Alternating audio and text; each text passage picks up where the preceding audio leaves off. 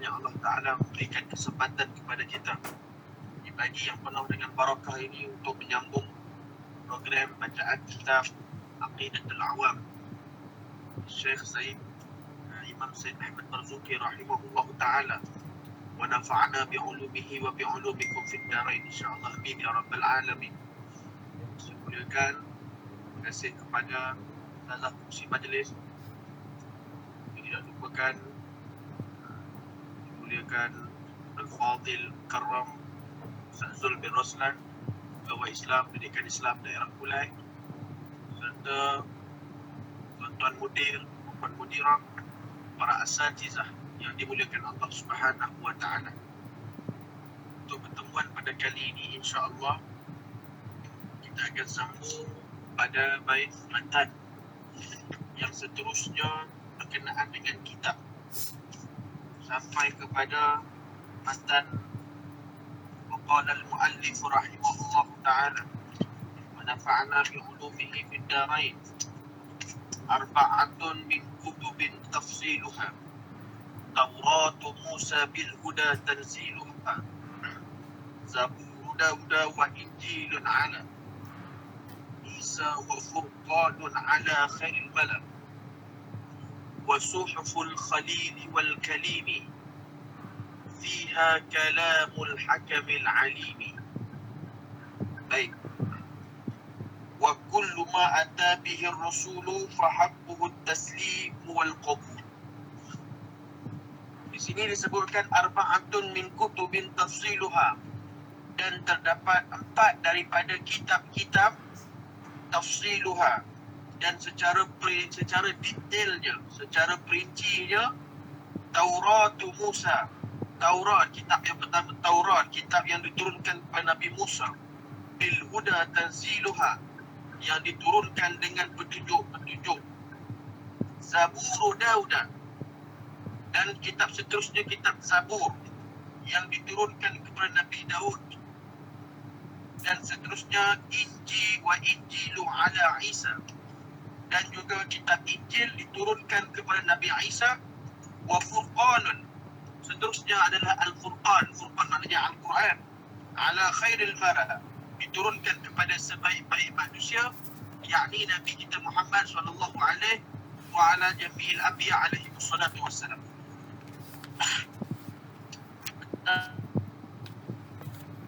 Yajibu ala kulli mukallafin an ya'taqida arba'atun min al-kutubi.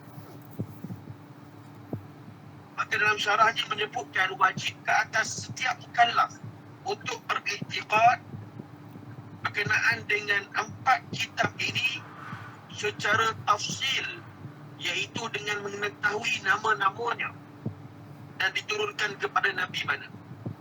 Maksudnya kita kena tahu secara detail. Walhasil kita tahu bahawa kitab-kitab yang diturunkan Allah kepada Nabi-Nabi yang lain pun ada, tetapi yang lain-lain itu secara ijmal sahaja. Maksudnya kalau kita tahu secara umum pun tak mengapa, dan tidak tahu pun tak mengapa. Adapun 4 kitab ini wajib ke atas setiap mukallaf untuk i'tiqad yang kitab-kitab ini turunkan kepada Nabi-Nabi apa, serta mengetahuinya dengan detail, iaitu berkenaan dengan nama-namanya. Tidaklah detail itu maksudnya mesti mengetahui isi kandungannya. Walaupun memang ada isi-isi kandungan daripada kitab Taurat dan kitab Injil yang terdapat dalam hadis-hadis Nabi sallallahu alaihi wasallam, seperti Nabi mengisahkan tentang ayat dalam surah Taurat, ayat dalam kitab Taurat atau ayat dalam kitab Injil.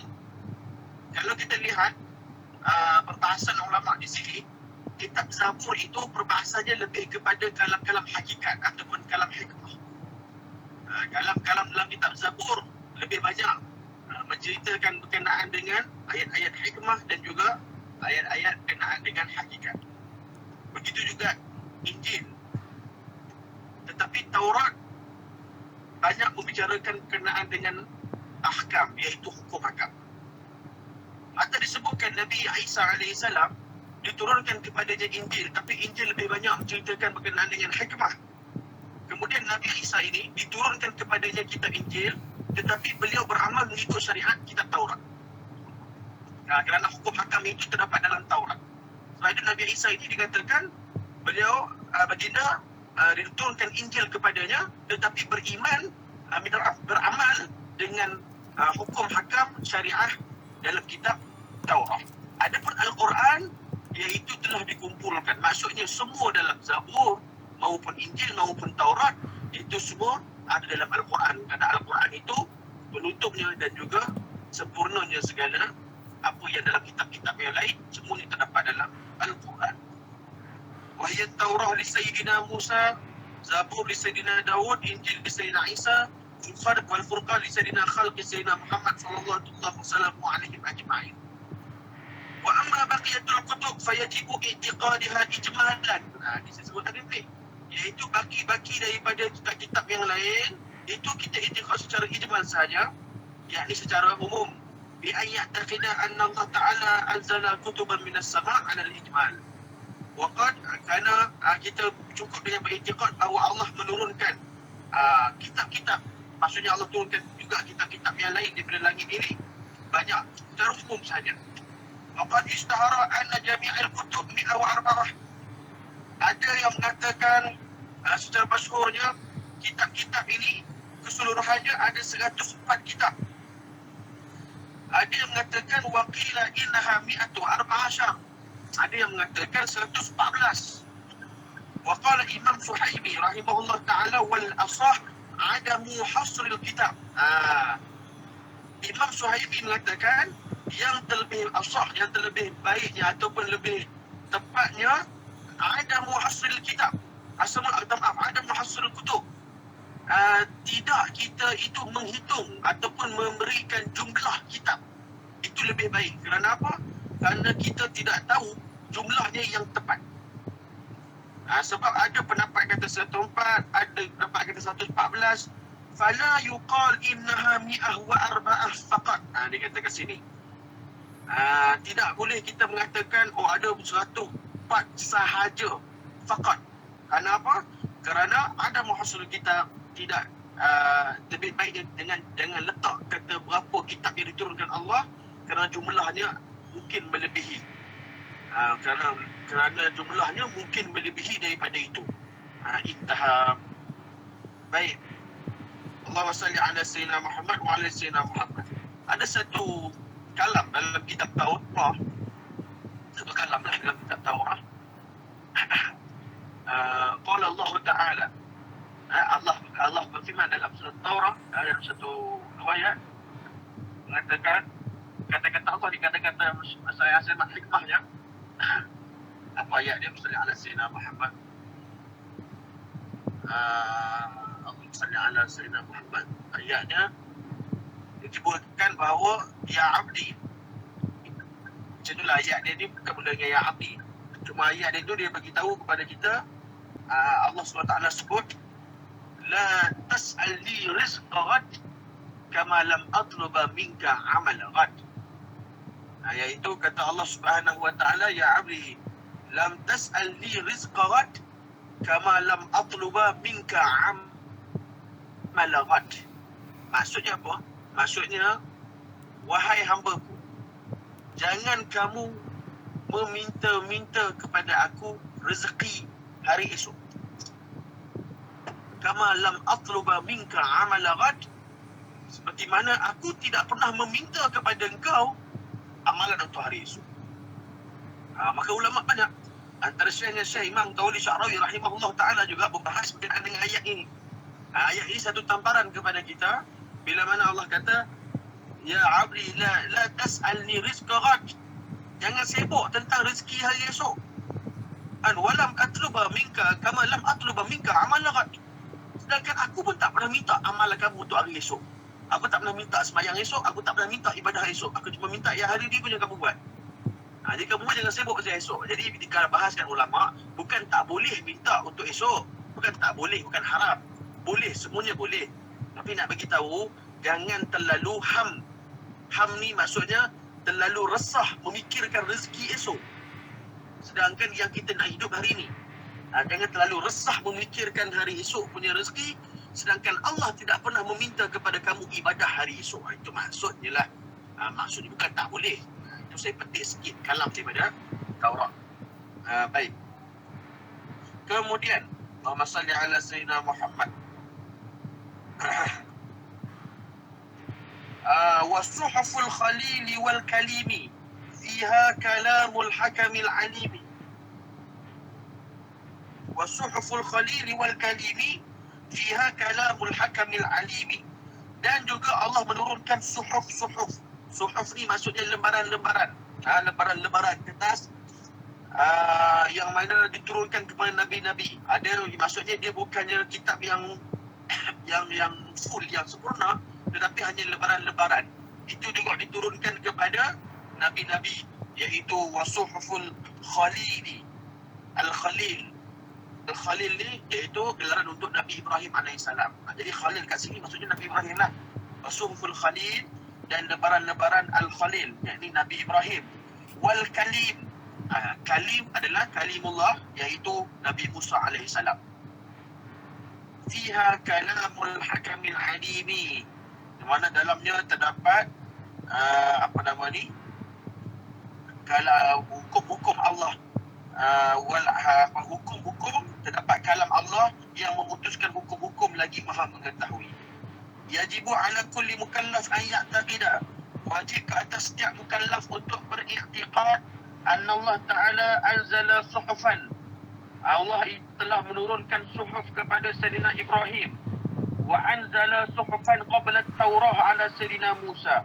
Dan Allah telah menurunkan suhuf ini sebelum Allah menurunkan Taurat kepada Nabi Musa. Sebelum tu lagi. Wala yajibu ma'rifatu adada suhufuhuma tafsilan. Tidak wajib untuk kita ketahui berapa jumlah suhuf yang diturunkan kepada kedua-dua Nabi ini. Bal yajibu i'tiqaduhu ijmalan faqat.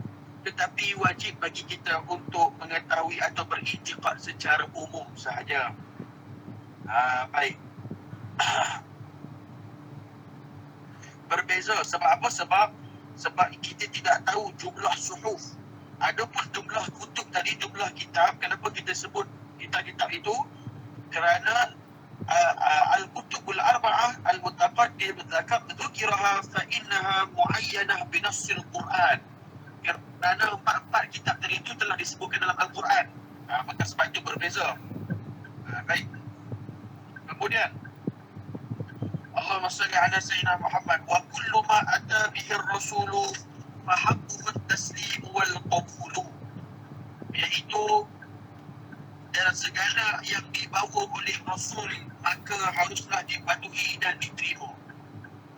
Ataupun terjemahannya wa kullu ma ata bihi ar-rasulu, apa sahaja yang didatangkan oleh Rasul maka fa haqquhu, haknya untuk menunaikan hak perkara tersebut adalah dengan menerima dan juga kena patuh benda tersebut.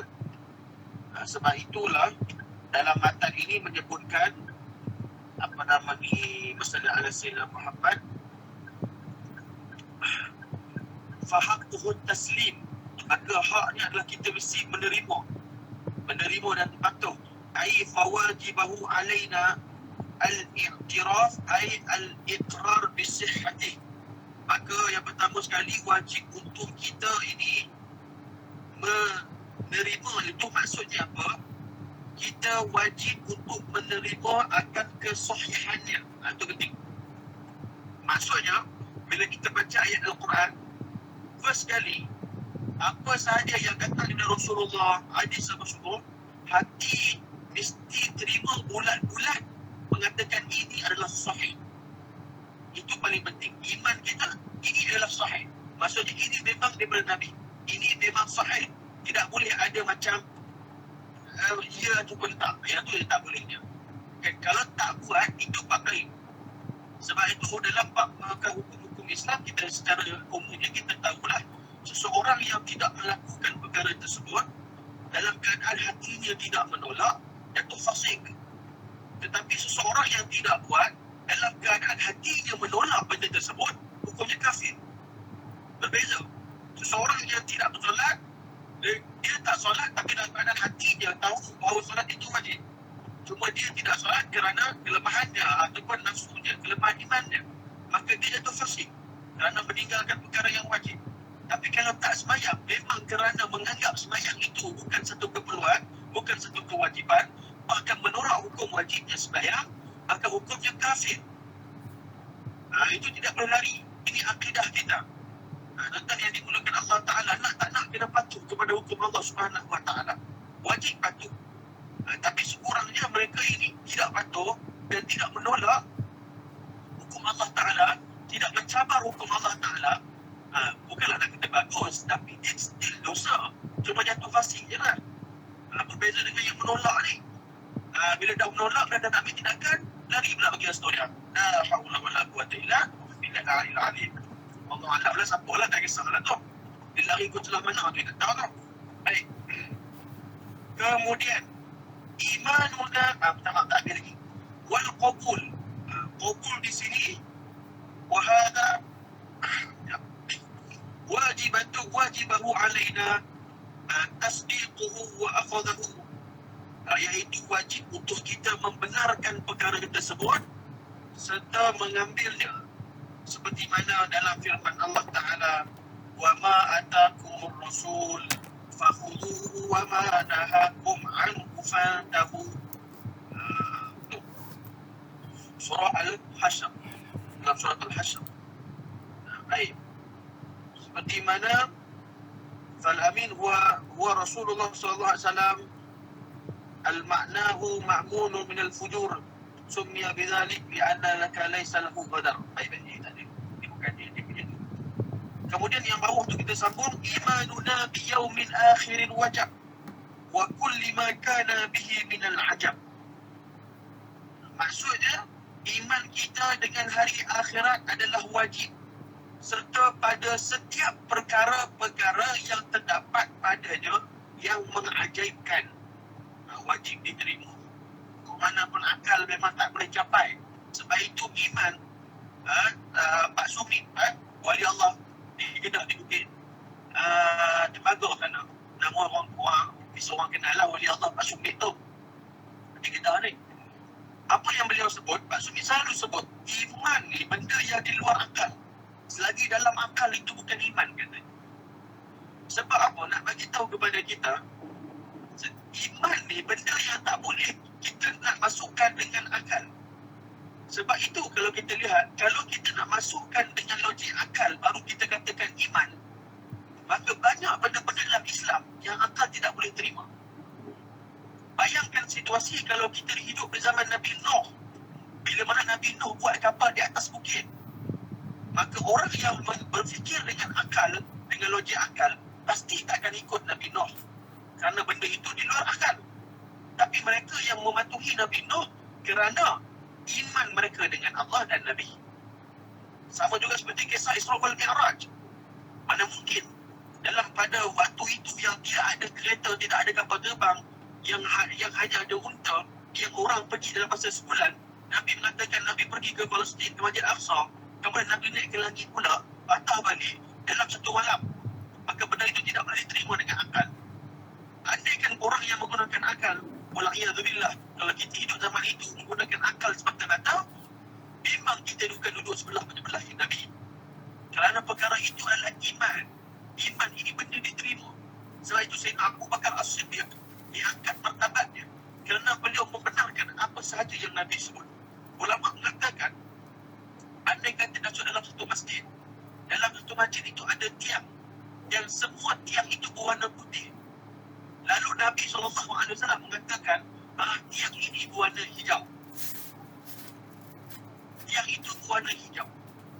Maka Sayyidina Abu Bakar As-Siddiq, kalau Abu Bakar As-Siddiq dan Nabi cakap macam tu, oh tiang ini hijau, walaupun warna dia putih, kalau Nabi kata hijau, baik, dia je hijau. Sekarang kita fikir kita punya situasi, keadaan kita. Kalau kita yang ada di situ, oh Nabi kata ini hijau, adakah kita akan terima terus itu hijau?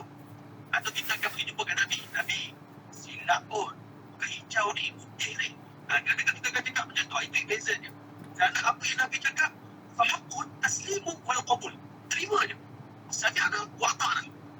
Dah khalas. Tapi kalau kita bukan tak buat terima, bukan tak nak terima, tapi benda tu nak kena kaji lah kan. Dia nak kaji dulu apa semua.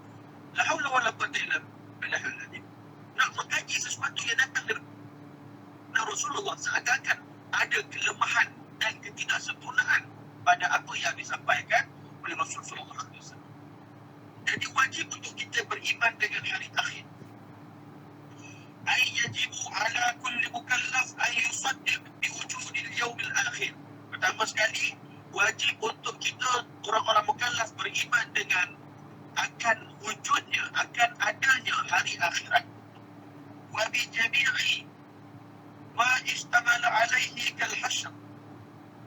Dan juga wajib untuk beriman dengan segala apa yang terkumpul pada hari akhirat, seperti kal hasyr, mahsyar, wal hisab, perhisaban, was sirat, dan sirat, titian sirat, wal mizan, timbangan amalan, wal jaza, balasan baik balasan buruk, wal jannatu wan nar, syurga dan neraka, wal haud, iaitu telaga, dan was syafa'ah, syafaat Nabi Muhammad SAW. Maka ini semua wajib diimani. Hati-hati dulu ada yang mengatakan wala'iyadzubillah mengatakan contohnya macam benda-benda ni sebenarnya tidak ada. Ada yang mengatakan dulu titian sirat tidak ada. Tapi walhasil alhamdulillah beliau telah menarik perkataan tersebut. Kan surah tokoh menyebutkan bahawa sebenarnya titian sirat ni tak ada. Bukan tak ada.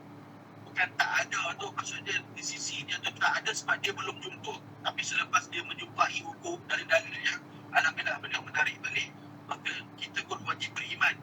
Jangan sesekali menolak perkara-perkara ini kerana ia termasuk dalam bab rukun iman, iaitu al-iman biyaumil akhir. Rukun iman yang kelima, beriman dengan hari akhirat.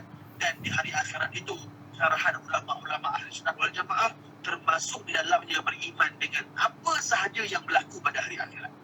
Bukan sekadar beriman dengan hari akhirat itu berlaku, tapi beriman dengan apa sahaja yang berlaku pada hari akhirat. Summiyal yaum bidzalik, dinamakan hari akhirat itu sebagai hari akhir, li'annahu la lailan ba'dahu wa la nahara, iaitu selepas daripada hari akhir itu tidak ada lagi malam, tidak ada lagi siang. Dia tak ada siang, tak ada malam dah, baru nama dia hari akhir.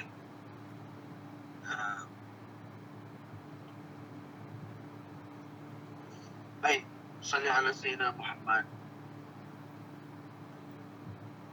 Dan juga nama lain disebutkan, nama dia adalah hari kiamat.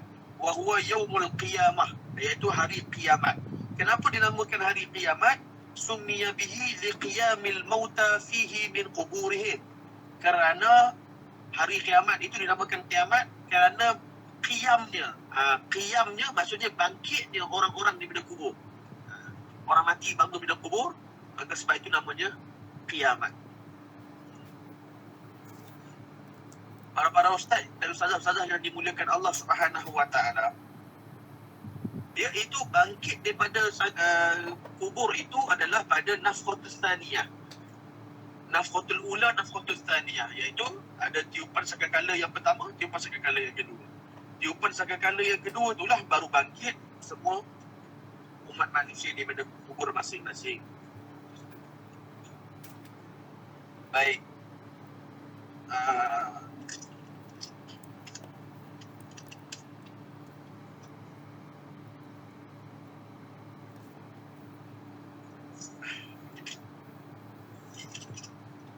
Khatimatun fi zikril baqi wajibi mimma ala mukallafin mimma wajibi. Ini adalah penutup dalam menyebut perkara wajib yang berbaki daripada apa yang wajib diimani oleh mukallaf. Baik.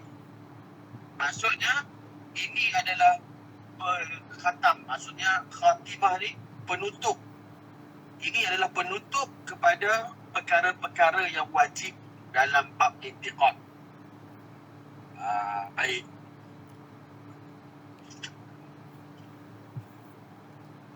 Kemudian yang baki selepasnya ini maka membicarakan perihal Rasulullah sallallahu alaihi wasallam. Maka yang sebelumnya itu tadi adalah perkara-perkara yang wajib dan dalam bab-bab yang wajib diiktiqadlah, wajib diimani. Maka kat situ habis sampai situ saja, habis sampai matan situ saja. Dan matan seterusnya kita masuk terus, iaitu Nabiyuna Muhammadun qad ursila lil alamin rahmatan wa fuddila. Nabi Muhammad SAW itu telah diutuskan kepada sekalian alam sebagai rahmat dan dimuliakan Allah Subhanahu wa taala. Sunniya Muhammadun bi Muhammadin li kasratil hamdi alaih. Dinamakan Muhammad itu dengan nama Muhammad kerana banyaknya pujian-pujian ke atasnya. Maksud Allah ke atasnya. Jadi sebab itu namanya Muhammad. Dan Rasulullah SAW, nama Nabi Muhammad itu adalah nama orang yang pertama. Maksudnya Nabi Muhammad adalah orang yang pertama yang bernama Muhammad. Sebelum itu tidak ada orang nama Muhammad. Dan itulah orang pertama yang bernama Muhammad Rasulullah. Baik.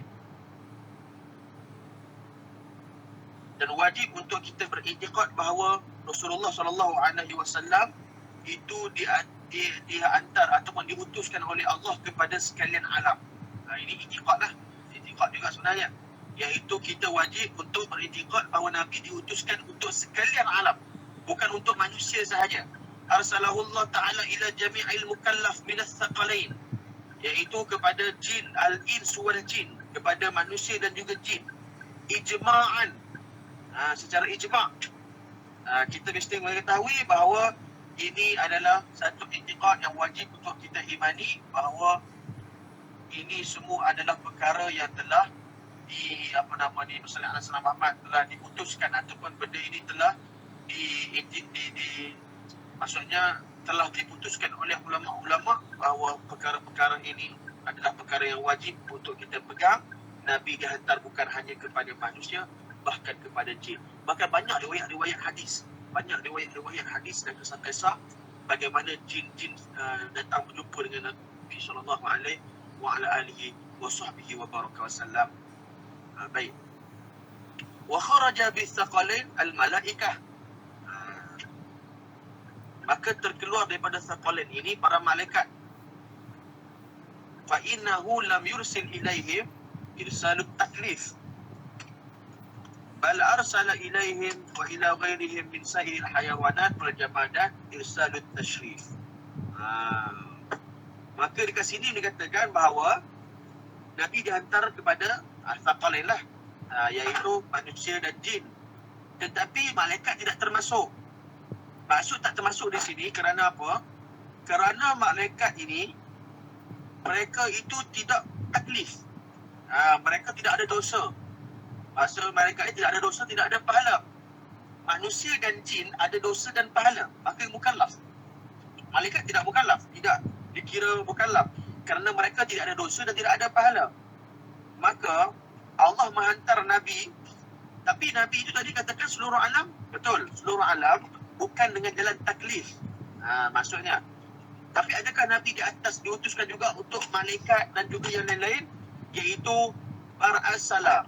Bahkan Allah mengutuskan Nabi ilaihim, kepada para malaikat, wa ila ghairihim, dan juga kepada bukan malaikat, seperti hayawanat, iaitu haiwan-haiwan, wal jamadat, dan barang-barang.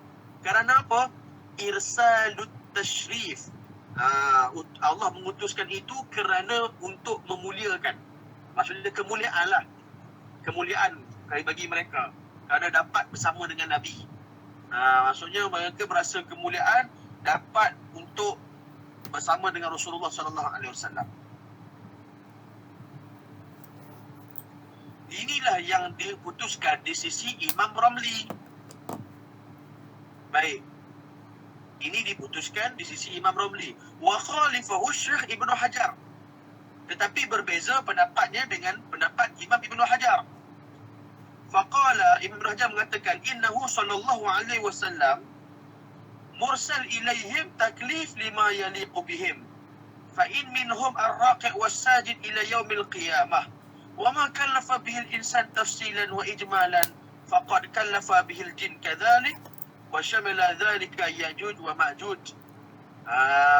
Baik. Tapi di sisi Imam Ibnu Hajar termasuk juga kepada para malaikat.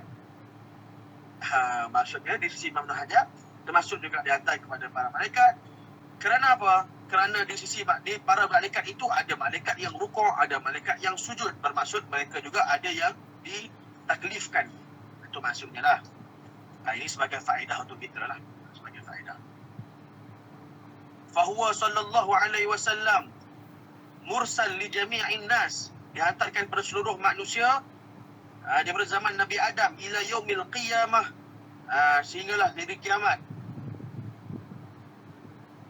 La lidukhulil jami' tahta qawlihi, iaitu kerana apa? Benda ini telah termasuk dalam kata-kata Nabi sendiri dalam hadis. Bu'istu ilan nas kafatan, aku diutuskan kepada manusia secara keseluruhan. Dan juga firman Allah Ta'ala dalam Quran dalam surah Saba, iaitu wama arsalnaka illa kafatan linnas, tidak kami utuskan kau wahai Nabi Muhammad melainkan kepada manusia secara seluruhnya. Baik. Okey, cukuplah kat situ. Okey, habis. Jadi kita tengok kepada yang seterusnya. Baik. Ada satu di ayat yang ni satu lagi, minta maaf. Wafuddila. Kan tadi matan ni disebut apa? Lil alamin rahmatan wa fuddila. Fuddila tu apa syarahannya, tafsir dia? Fuddila ay wa yajibu ala kulli mukallaf, wajib atas setiap mukallaf an ya'taqida, untuk beriktikad annahu sallallahu alaihi wasallam, iaitu Nabi SAW afdalul anbiya wal mursalin wa sayyidahum, iaitu Nabi itu seafdal Nabi, sebaik-baik Nabi. Maksudnya bukan Nabi dia tak baik, tapi yang paling baik antara Nabi-Nabi. Macam tu. Senang cerita yang paling mulia lah. Paling baik macam tak, paling mulia lah. Paling mulia, paling afdal antara Nabi-Nabi lain. Bahkan wasayyidahum, dan bahkan Nabi Muhammad itu adalah sayyidahum, ketua para Nabi-Nabi. Itu makna bagi fuddila. Makna bagi fuddila, iaitu Nabi SAW afdalul anbiya, Nabi yang paling afdal di antara Nabi-Nabi yang lain, dan juga merupakan ketua para Nabi-Nabi. Dulu ada mengatakan, bagaimana boleh untuk kita mengatakan Nabi Muhammad itu lebih baik daripada Nabi-Nabi yang lain, ataupun lebih afdal, ataupun Nabi lebih mulia daripada Nabi-Nabi yang lain, ataupun Nabi Muhammad itu kita cinta melebihi Nabi-Nabi yang lain, sedangkan ayat Allah Ta'ala jelas memberitahu kepada kita, apa ayat dia? La nufarriqu baina ahadin min rusulih. La nufarriqu baina ahadin min rusulih. Janganlah kamu membeza-bezakan antara rasul-rasul. Kita tak boleh membeza-bezakan antara rasul. Lalu bagaimana pula kita boleh mengatakan Nabi Muhammad itu lebih, dan kita cinta Nabi Muhammad lebih? Macam mana ni? Sedangkan la nufarriqu baina ahadin min rusulih tu, mufarriq di situ, kalau tengok pada tafsir Ibn Kathir, maknanya ai fi imanihim wa ta'atihim, iaitu tidak boleh kamu membeza-bezakan para nabi itu dalam bab keimanan kepada mereka. Seperti mana orang-orang Kristian mengatakan iman kepada Nabi Isa, tidak beriman dengan Nabi Muhammad. Itu maksud dia. Adapun kita dalam bab cinta, fi mahabbatihim, itu tidak boleh dikontrol. Sememangnya kita umat Nabi Muhammad memang lebih cintakan Rasulullah SAW melebihi yang lain-lain. Kalau kita ada anak, ada tujuh ataupun ada tiga orang anak pun, mesti ada anak yang kita sayang lebih sikit. Itu macam mana tu? Allah suruh kita adil dengan anak-anak, tapi ada ibu bapa yang sayang lebih sikit. Adakah dia akan diazab oleh Allah Subhanahu Wa Taala? Dia tidak akan diazab sekiranya dia adil. First kena adil. Adil tu semua kena bagi apa yang hak-hak mereka. Tapi dalam bab kasih sayang, itu tidak boleh dikontrol kerana hati. Bila kita sebut hati ni, hati mana boleh bahagi kasih sayang? Mana boleh bahagi, 10% untuk anak pertama, 10% untuk anak kedua, 10% untuk anak ketiga, 10% untuk isteri. Bakinya semua untuk bini baru. Memang tak boleh lah, memang tak boleh nak bahagi benda tu. Sebab benda ni dalam bab kasih sayang. Kita tak boleh nak pecah-pecahkan. Lalu, yang penting adalah macam mana kita menguruskan hak-hak mereka secara zahir dan batin. Ada pun dalam bab kasih sayang, itu semua adalah benda di dalam yang tidak boleh dikawal. Baik. Jadi dalam bab itu juga dalam bab Nabi, bukan tak boleh ni, iaitu fi mahabbatihim, tak ada masalah. Yang tak boleh dia membeza-bezakan para Nabi dalam bab keimanan kepada mereka. Kita beriman dengan semua Nabi, tapi dengan Nabi Muhammad kita tahu bahawa baginda adalah afdalul anbiya. Wa qawluhu sallallahu alaihi wasallam, apa kata Nabi SAW? Sabda Rasulullah sallallahu alaihi wasallam, ana sayyidul alamin yaumal qiyamah wala fakhar. Aku ini adalah sayyid, penghulu, ketua lah alam, seluruh alam pada hari kiamat, dan tidak pula aku bangga dengannya. Wa ana sahibul liwa'il hamd yaumal qiyamah. Aku ini merupakan sahibul hamd, iaitu pemilik segala kepujian. Tapi tak apa, pemilik panji kepujian, liwa'il hamd pada hari kiamat. Adam faman dunahu tahta liwa'i yaumal qiyamah. Nabi Adam serta semua yang selain Adam, maksudnya semua manusia anak Adam ni berada di bawah panjiku, benderaku, naunganku di hari kiamat kelak. Maqala sallallahu alaihi wasallam. Iaitu dan wala fakhar, dan tidak pula aku bangga. Apa maksud aku tidak bangga, aku tak bangga yang Nabi sebut ni? Iaitu la aqul dhalika fakhran bal tahaddatsan bin ni'mah. Maksudnya ulama mengatakan, maksud Nabi kata aku tidak bangga tu, iaitu Nabi menyebutkan itu, cerita benda tu bukan untuk berbangga-bangga, tetapi Nabi ceritakan benda tu untuk menceritakan nikmat-nikmat, bukan cerita dengan bangga. Ada beza cerita dengan nikmat, cerita dengan bangga. Jadi Nabi SAW, sebab kita tahu bahawa baginda Rasul, baginda Nabi, jadi baginda maksum. Kita ni orang awam ni susah nak jaga hati. Bila susah nak jaga hati, jadi berhati-hati bila cerita nikmat banyak sangat. Bila cerita nikmat banyak sangat, satu, takut kita riak. Kedua, takut orang dengki. Walaupun dia kata, saya cerita pasal kekayaan saya semua ni sebab nak ajak orang untuk semangat, Ustaz. Nak ajak orang untuk supaya makin semangat untuk cari duit, cari rezeki. Untuk cepat-cepat duit dalam live. Macam dia seorang je ada duit tu. Kan? Banyak berlaku hari ni. Orang hari ni nak buat bisnes, nak ajak orang buat berniaga, lepas tu kira duit sambil buat live. Tu kalau ada kat depan tu, tuju duit tu atas kepala dia, boleh tahu. Jadi jangan duk tunjuk, duk tayang duit tu dengan harapan. Sebab apa? Benda tu ada dalam Quran. Bukankah dulu ketika mana apa nama tu? Ustaz Allah Muhammad, Fir'aun, ketika mana dia mendapat kekayaan tu, minta maaf, Fir'aun dah.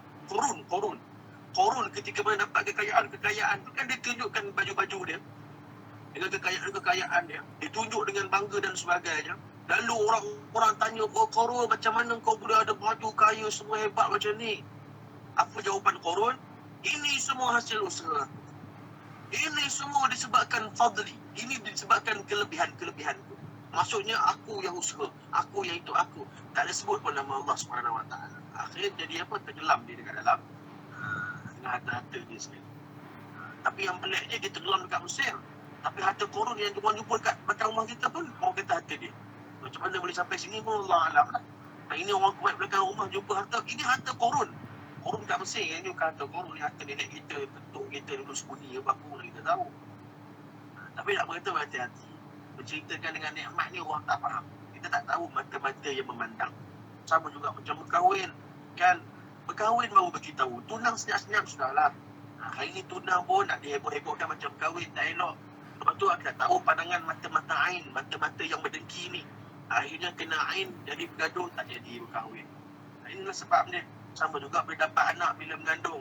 Sabar kejap, baru mengandung. Relax dulu. Nantilah salin baru bagi tahu lah. Ni tak, hari pertama mengandung dah pun kat Facebook dah. Tunjuk pula pregnancy test tu. Ambil gambar buku kat Facebook. Alhamdulillah. Kita Alhamdulillah. Tapi yang memandang, yang melihat itu, ada yang tak Alhamdulillah.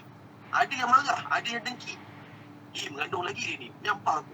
Jaga-jaga. Dengki, ada orang dengki. Yang mengandung tu pun orang tu yang dia dengki. Kenapa kan? Tapi orang manusia. Saya selalu pesan, kadang-kadang saya tengok kawan-kawan adalah junior-junior kita yang baru kahwin ni, saya tengok radio buku kat Facebook. Saya mesej, saya PM, saya kata padamlah kalau boleh elakkan. Saya faham nak kongsi kegembiraan, sangat-sangat faham. Berlaku bukan tak berlaku ibu-ibu, ini berlaku di mana? Berlaku di Singapura. Dan diorang ni dulu belajar kat Yaman, masa zaman saya. Jadi masa tu dia post macam tu lah, seronok. Dia orang dah kahwin 7 tahun tak ada anak. Akhirnya dia orang post hari pertama tu dapat anak tu, maksudnya dah disahkan mengandung, dia post. Alhamdulillah lah post. Dan bila dia post kat Facebook tu, orang pam. Oh, lama kan kau tunggu kan 7 tahun. Itulah alhamdulillah pam komen. Seminggu je. Lepas tu bleeding. Bukan kita nak minta macam tu, tapi nak kata memanglah itu takdir Allah Subhanahu Wa Taala. Tapi dalam masa yang sama kita kena ikhtiar, jangan terlalu ni sangat. Apatah lagi ambil gambar perut. Itu yang banyak orang buat sekarang. Kan dia ketatkan perut dia, lepas tu dia ambil gambar baru kat Facebook. Makin besar. Sebelah gambar suami dia pun diketatkan juga. Mana lagi besar dia dengan suami dia perut. Duduk sama besar lah. Jadi benda tu jangan dikubur lah. Itu lagilah orang kata melanggar syariat pasal aurat. Tapi nak beritahu hati-hati dengan ain, hati-hati dengan pandangan. Bukan semua orang suka dengan apa yang kita buat. Sama juga macam berubah makanan. Kalau boleh elakkanlah. Ini pesanan-pesanan daripada guru-guru, Masya Allah. Ulama-ulama kita berpesan. Sebab bimbang, takut ada yang tengah menahan lapar 2-3 hari. Sedangkan kita membubuh gambar makanan di Facebook. Jadi dibimbangi kat situ ada perasaan dengki dan hasad. Wal'iyadzubillah. Kita kena hati-hati kat situ. Baik. Makanan dah sampai telat je lah. Kadang-kadang kita ni pun boleh tahan juga. Gambar teh ais lah, bubuh Facebook, gambar macam-macam lah, pelik-pelik ni. Kan? Sallallahu alaihi wasallam Muhammad. Kemudian disebutkan, okey, itu pasal Nabi lah, itu pasal Nabi. Itulah ayat juga, wa amma bi ni'mati rabbika fahaddits. Adapun nikmat-nikmat yang telah diberikan kepada kamu, fahaddits. Bicara, maksudnya bercakap pasal nikmat tu. Bercakap kat sini maksudnya macam dari saya sebut tadi lah. Bercakap dengan apa nama ni orang kata sekadarnya. Dengan lebih-lebih bercerita pasal nikmat-nikmat, takut ada yang dengki dan juga tidak suka. Abuhu Abdullah Abdul Muttalib wa Hashim wa Abdul Manaf yantasib. Baik. Iaitu bapanya bernama Abdullah ibnu Abdul Muttalib bin Hashim bin Manaf yantasib, yang telah berhubung nasab mereka.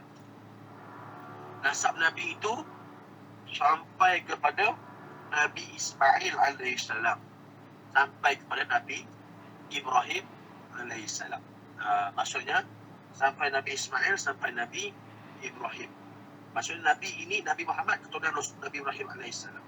Nasabnya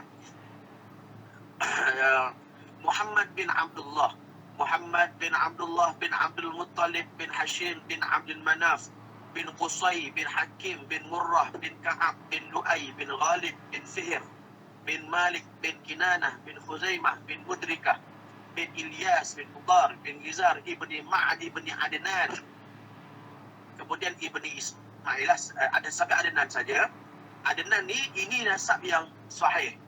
Okey, daripada Adnan nak sampai Nabi Ismail itu ada khilaf ulama. Itu ada khilaf ulama, bukan khilaf tentang bin Ismail, khilaf tentang nama-nama. Maksudnya nama-nama tu sahih ke tak. Tapi memang sampai kepada Nabi Ismail, sampai tu confirm. Cuma nama-namanya khilaf. Nama-nama tu khilaf. Tapi sampai Adnan itu tidak khilaf lah. Okey, Adnan itu hidupnya sezaman dengan Nabi Isa alaihissalam. Nabi Isa hidup sezaman dengan Adnan, itu hidup sezaman dengan Nabi Isa. Jadi Nabi SAW naik ke atas sampai Nabi Ibrahim, hatta sampai kepada Nabi Adam. Seluruh keturunan itu nasabun tahir mutahhar. Maksudnya nasab itu semuanya nasab yang suci. Nasab dia suci. Suci di sini ada dua makna. Iaitu suci bermakna tidak ada seorang pun dalam keturunan Nabi daripada Nabi Muhammad naik sampai ke atas hatta sampai Nabi Adam Tak ada seorang pun daripada salah seorang dalam keturunan itu yang syirik kepada Allah. Maksudnya semuanya beriman kepada Allah. Itu yang pertama. Suci yang kedua dalam nasab Nabi itu, iaitu daripada zaman Nabi Muhammad naik ke atas sampai Nabi Adam, tidak ada seorang pun yang berzina. Maksudnya semuanya kahwin dengan sah. Itu beza dia. Baik. Lalu Nabi Muhammad SAW, kita Nabi Ibrahim. Nabi Ibrahim digelar sebagai Abul Anbiya, bapa segala Nabi. Nabi Ibrahim ni dikenali sebagai, atau bukan dikenali, gelaran dia lah. Gelarannya iaitu bapa segala Nabi. Kenapa digelarkan bapa segala Nabi? Kerana banyaknya Nabi-Nabi yang keturunan daripada Nabi Ibrahim. Okey, kalau Nabi Muhammad, keturunan Nabi ada, bila Nabi Ibrahim ada anak Nabi Ismail. Nabi Ismail ada anak Nabi Muhammad SAW. Bukan anak lah, maksudnya keturunan Nabi Muhammad SAW. Lepas tu Nabi Ibrahim juga ada anak namanya Ishak. Nabi Ishak. Okey, daripada jalur Nabi Ishak, keturunan Nabi Ishak, lahirnya Nabi-Nabi yang berketurunan Bani Israel. Seperti Nabi Yaqub. Nabi Yaqub merupakan anak pada Nabi Ishak. Kemudian Nabi Yaqub pula ada anak Nabi Yusuf. Kemudian ada juga Nabi lain, Nabi Ayub. Nabi Ayub juga keturunan Nabi Yaqub, Nabi Ishak, iaitu Ayub bin Humus bin Razah bin Rum bin Ais dan bin Ishak alaihissalam. Maksudnya ini banyak Nabi-Nabi yang lain. Seperti juga Nabi Musa bin Imran, Harun bin Imran, itu pun keturunan Nabi Ishak. Sebab itu banyaknya. Jadi keturunan Nabi Ishak itu Nabi-Nabi Bani Israel. Ada pun keturunan Nabi Ismail, maka lahirnya Nabi yang daripada berbangsa Arab, Nabi Muhammad sallallahu alaihi wa ala alihi wa sahbihi wa baraka wasallam. Kemudian bapanya Abdullah adalah seorang pemuda, anak kepada Abdul Muttalib. Abdullah ini satu orang yang mana dekat dalam kisah Nabi Muhammad. Kalau kita lihat balik pada kisah bapa Rasulullah sendiri pun, kita telah nampak yang kemuliaan-kemuliaan itu telah ada. Kemuliaan-kemuliaan telah ada. Apa maksud saya kemuliaan-kemuliaan? Abdullah ini seseorang yang telah dimuliakan Allah Ta'ala. Maksudnya dengan melihat bapanya, dengan melihat Abdullah ini, maka orang telah tahu yang akan lahir daripada zuriat Abdullah ini seorang yang sangat mulia, kerana sifat Abdullah itu sendiri. Satu ketika Abdullah ini dia selalu melalui satu kawasan. Kawasan itu satu kawasan pelacuran. Ada satu perempuan tidak baik. Bukanlah pelacuran, tapi perempuan tak baik yang selalu ajak dia berzina. Tapi Abdullah akan lalu saja. Lalu dia tak singgah. Satu ketika, lepas dia dah kahwin dengan ibunda Nabi, Sayyidatina Aminah, maka dia lalu di kawasan itu. Bila dia lalu di kawasan itu, Sallallahu alaihi Sayyidina Muhammad, lalu di kawasan itu, perempuan tu tak panggil dia. Bila tak panggil dia, Abdullah pula rasa macam nak bertanya, maksudnya tertanya-tanya. Kenapa kau tak panggil aku macam biasa? Biasanya kalau aku lalu je kau panggil. Tapi hari ni kau buat tak tahu je, kenapa? Lalu kata perempuan tersebut, kerana sebelum ini aku sentiasa melihat ada cahaya di antara dahi kau. Aku nampak ada cahaya yang bersinar. Tapi setelah kau berkahwin, aku tidak nampak lagi cahaya yang bersinar itu.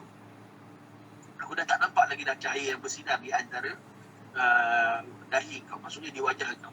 Aku dah tak nampak cahaya itu. Maka cahaya itu telah pun masuk ke dalam rahim Aminah. Maka itulah yang dinamakan cahaya Rasulullah sallallahu alaihi wasallam, Nur Muhammad. Baik. Saya tak kata Nabi itu cahaya, Nabi manusia. Nabi manusia. Memang ada khilaf berkenaan dengan cahaya-cahaya ni. Tapi maksud saya tu cahaya dekat sini bukanlah kita masukkan cahaya secara detail. Saya lebih berpegang dengan cahaya dekat sini adalah maksudnya cahaya ni kita ambil secara makna umum lah, makna Isteri macam kita beritahu kat isteri kita, engkau bagikan cahaya dalam hidupku. Engkau bagikan cahaya dalam hidupku, maksudnya bukan isteri kita tu berasal dari lampu, tapi maksudnya dia macam menerangi hidup kita lah. Maksudnya dengan adanya dia, kita seronok dia, itu maksud dia.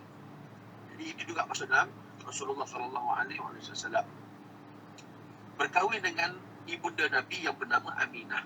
Okey, baik. Sayyidatina Aminah juga adalah keturunan daripada keturunan yang sama. Maksudnya ibunda Nabi juga berketurunan daripada Nabi Ismail. Macam mana dapat macam tu? Kerana Aminah bintu Wahbin. Okey, naik ke atas sampai kepada yang kelima, tak silap saya. Itu nasab Nabi dengan nasab Aminah, nasab bapa Nabi dengan nasab mak Nabi itu bertemu. Bila bertemu, naik ke atas samalah. Maksudnya mak Nabi itu dengan ayah Nabi itu dah kira 4 pupu, 5 pupu lah macam tu. 4 pupu, 5 pupu gitu. Naik ke atas semuanya keturunan yang sama juga. Bukan keturunan yang lain-lain, keturunan yang sama. Bin Abdul Muttalib. Abdul Muttalib ini, apa nama? Namanya bukan Abdul Muttalib, namanya Syaibatul Ham. Nama Abdul Muttalib ni namanya Syaibatul Ham. Syaibatul Ham. Dulu bapanya meninggal. Bapanya yang bernama Abdul Muttalib bin Hashim. Hashim tu meninggal. Bila Hashim meninggal, maka yang ambil tanggungjawab membela Syaibatul Ham ni pakciknya. Pakciknya nama dia, pakcik dia nama pakcik dia tu Muttalib. Muttalib ni yang bela Syaibatul Ham ni. Dia bela daripada kecil, bela. Jadi budak ni solo follow ke mana dia pergi. Lalu orang-orang tengok, budak ni mana saja Muttalib pergi, dia ikut. Mana dia Muttalib pergi, dia ikut. Jadi orang kata, ini adalah hamba Muttalib. Orang kata macam tu. Budak ni sebenarnya hamba Muttalib. Sebab selalu follow Muttalib tu. Jadi dia adalah hamba Muttalib. Abdul Muttalib. Itu yang dapat gelaran Abdul Muttalib. Asalnya namanya Syaibatul Ham. Baik. Abdullah mata bil Madinah. Dia meninggal di Madinah. Ruju'uhu min Gaza wa kana safara litijarah. Ketika balik daripada Gaza, balik daripada Palestin lah. Dan beliau pergi untuk berniaga, untuk perniagaan lah, tijarah. Wa umruhu 18 sanah.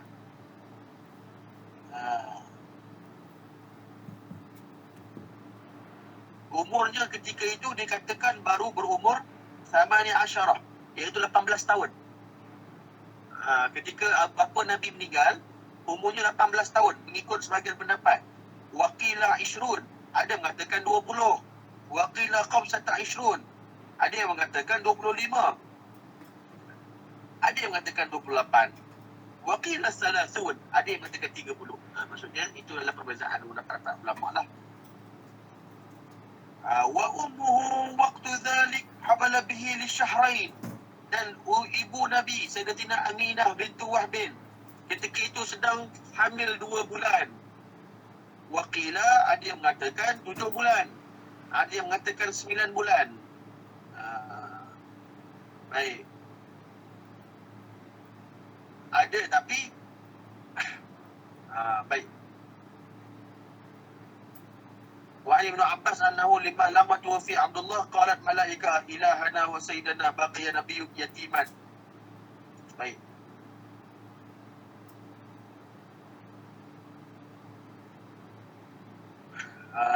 Baik, usalli ala sayyidina Muhammad. Jadi Nabi SAW, baik. Jadi telah ditanyakan kepada Sayyidina Ja'far As-Sadiq. Ja'far As-Sadiq ni cicit Nabi, akan hikmah daripada berlakunya itu. Maksudnya Nabi telah menjadi yatim. Baik, li'anna yakuna alaihi sallallahu alaihi wasallam haqqun wajib li makhluk. Kerana Nabi SAW ini nanti dihantarkan kepada wajib kepada seluruh makhluk. Dan dikatakan dekat sini bahawa nak dibagi tahu bahawa wa ya'lamu annal aziz bin azzallahu ta'ala, bahawa nak menyampaikan kepada nanti bila Nabi menyampaikan Islam kepada semua makhluk, nak bagi tahu bahawa kekuatan itu datangnya daripada Allah Subhanahu wa taala. wa anna quwwatahu, dan nak bagi tahu kepada semua orang makhluk manusia yang lain ni, kekuatan Nabi itu laisat minal aba wal ummahat, bukan daripada bapa, bukan daripada ibunya. Macam seseorang itu bila lahir kan, ada orang hari ni lahir mak bapak ada, datuk lagi, harta banyak, rumah besar, dan dia tak kerja, dia dapat rumah, dah tak kerja, dah dapat kereta. Lepas tu dia pergi sembang dengan orang, itu kena yakin dengan rezeki Allah. Itu yang kena tendang orang tu. Kan? Kau dah dapat duit mak bapak, betul sembang dengan orang miskin, itu kena yakin, jangan sibuk cari dunia. Dia dah duit banyak. Lepas tu ini beza dia. Orang yang mana seperti Nabi SAW ini, satu hamba Allah, makhluk Allah yang Allah pilih, yang Allah uji dia, untuk Allah berikan kekuatan-kekuatan itu sejak daripada kecil. Sejak daripada kecil. Jadi saya selalu sebut benda ni khususnya kepada apa? Kita kurang suka. Minta maaf ibu-ibu, minta maaf ustaz-ustaz. Hari ni ada tak pendakwah muda lah saya katakan, yang sibuk masuk ke UU, ke kolej-kolej. Lepas tu sembang pasal nikmat ataupun tentang hikmah kahwin muda. Saya cukup kadang-kadang simpati juga panggil-panggil tu. Duduk ajar orang, duduk ajar budak-budak you kahwin muda. Macam saya kahwin muda. Saya 18 dah kahwin, saya 19 dah kahwin. Lepas tu budak-budak yang dekat you tu pun menggeledik kan nak kahwin. Dia kata bahasa kata gelegar kan nak kahwin. Oh nak kahwin seronok. Tengok ustaz tu kata kahwin. Tengok dia kahwin umur 20. Boleh dia hidup. Tak sama setiap orang. Masa saya di Yaman dulu, masa tu saya umur 17 tau. Time tu orang umur 18 dah kahwin. 18. Jadi kita time tu pun, boleh lah kahwin 18. Kan? Tak perlulah tunggu sampai 25. Okey je 18 dah kahwin. Boleh aja. Kita mula fikir macam tu lah. Lepas tu baru saya fikir balik apa semua. Bila balik Malaysia kan, fikir balik kan. Macam mana dia boleh hidup kat sana? Sana tak ada kerja. Mengaji. Dia mengaji. Isteri dia pun mengaji. Dia macam mana dia tanggung isteri dia? Rupanya setiap bulan mak bapak hantar duit. Setiap bulan. RM10,000 buat dia belanja. Setiap bulan RM10,000. Jadi janganlah duk ajak orang lain. Yang orang lain ni mak bapak dia nak bagi RM10,000. Kena marah dengan mak dia. Kau nak kahwin, suara dalam kau masuk lagi, kau nak kahwin. Jadi itu beza dia. Tak sama situasi. Jadi Nabi SAW bukannya orang yang dapat kekuatan. Mak ayah dah meninggal masa kecil. Mak ayah Nabi meninggal masa kecil. Nabi diuji. Nabi dalam keadaan sedih yang amat.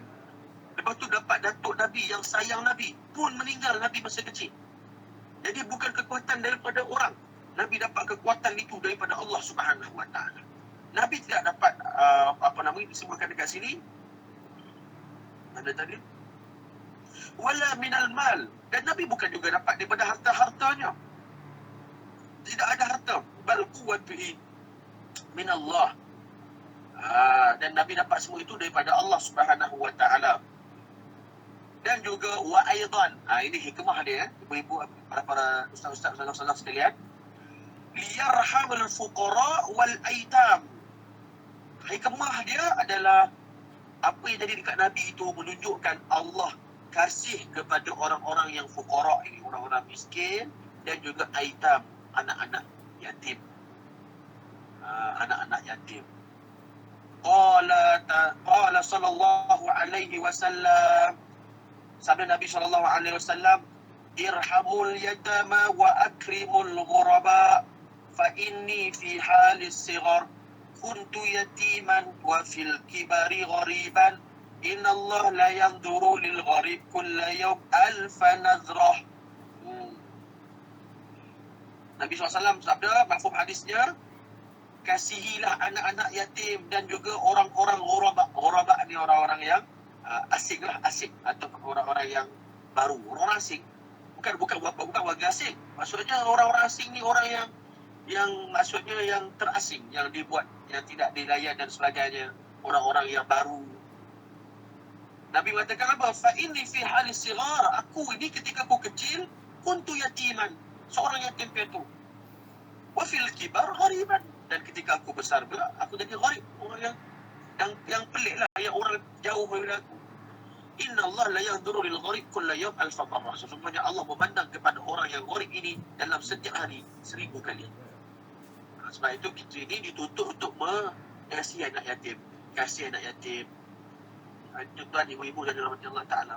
Saya sendiri, para ustaz dan ustaz-ustaz, saya bila melihat anak yatim, benda yang saya terapkan dalam hati saya bila saya tengok anak yatim, iaitu jadi timbul kasih dan cinta kepada mereka kerana kita memikirkan situasi Nabi Muhammad SAW pada mereka. Itu sebenarnya yang kita nampak. Jadi orang kata anak yatim ni nakal, Zat. Geram kadang-kadang tu. Anak yatim ni kadang-kadang, dia buat perangai itu, ini. Buat anak yatim. Dia buat perangai, nakal. Nabi SAW sebut, siapa yang menjaga anak yatim, nanti dalam syurga dengan Nabi macam ni, Nabi kata. Nabi tunjuk jari. Nabi kata macam ni, maksudnya orang yang jaga anak yatim nanti, yang memelihara anak yatim, maksudnya dia dekat sangat dengan Nabi Muhammad nanti di hari akhirat. Dalam syurga. Dekat sangat. Masalah ala Sayyidina Muhammad. Jadi itulah maksudnya. Itulah maksudnya menjaga anak yatim. Jadi bila kita kata anak yatim dia susah jaga, nakal, pasal itulah pahala dia besar. Pasal tu Nabi kata dekat dengan aku nanti di hari akhirat. Kalau senang, maka taklah sebesar itu pahala dia. Sebab susah nak jaga anak yatim. Anak yatim ni, kalau garang macam mana pun pakcik dia, garang macam mana pun makcik dia, still tu bukan bapak dia.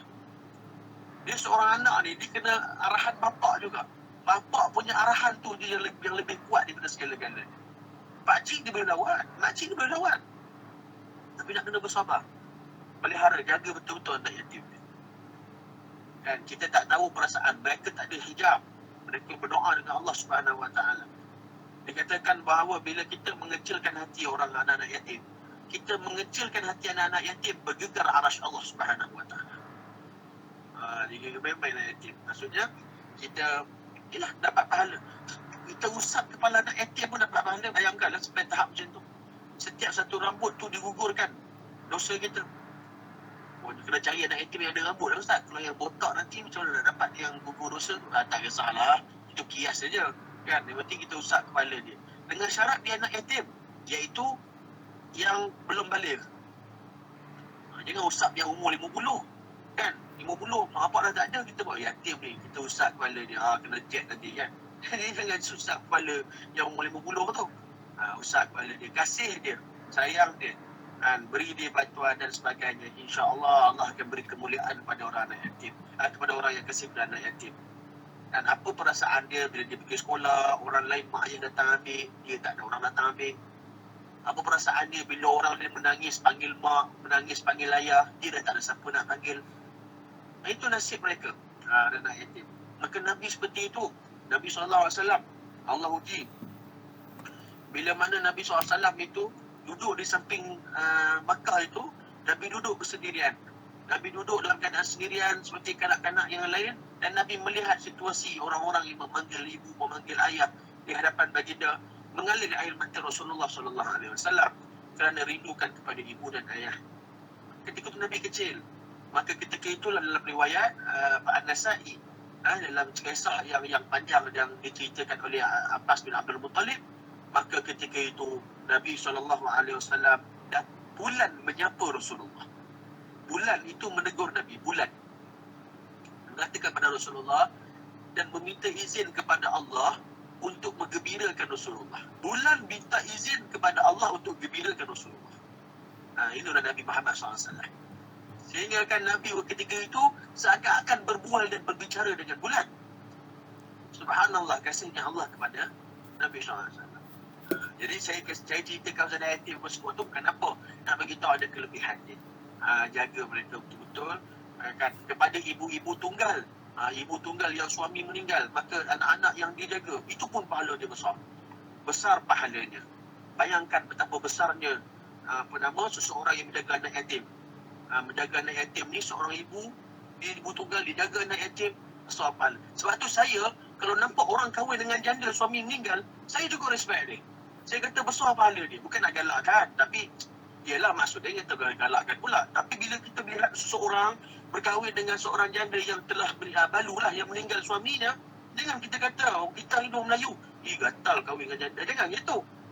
Sekurang-kurangnya dia buat kebaikan dia, maka ada pahala dia. Ditanggung isterinya, ditanggung anak-anak yatim tersebut yang bukan anak-anak dia, tapi ditanggung macam anak-anak sendiri, maka itu pahala besar. Tuan-tuan yang dimuliakan Allah Subhanahu Wa Taala. Saya sendiri merasai kehidupan yatim semasa saya kecil.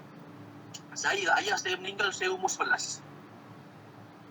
Selang berapa bulan, Tak sampai setahun, mak saya meninggal pula. Jadi masa umur 11 tahun tu, saya dah yatim piatu.